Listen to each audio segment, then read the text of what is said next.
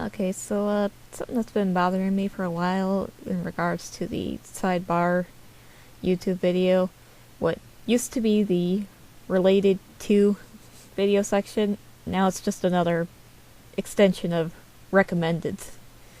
So if we look down, I think you'll see what I mean, is that none of these really have that much, well, except that one. But aside from that, none of these really have anything to do with the video in question. We can look down the entire list, and I don't even know why half of these are in my recommended feed anyway. Another thing that I've noticed is that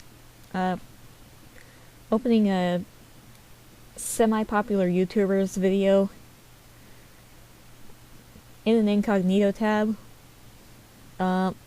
looking through the related videos section on it actually looks pretty decent. Whole bunch by even the same YouTuber. But if we compare that to going to a smaller video, then you'll see that all of the related sidebar is filled up with YouTube trending trash and just all kinds of clickbait, and even giving recommended videos even though this is supposed to be a fresh incognito tab not signed in to an account. Right, so sorry about baiting you like that, it's just something that I'd noticed and it was bothering me.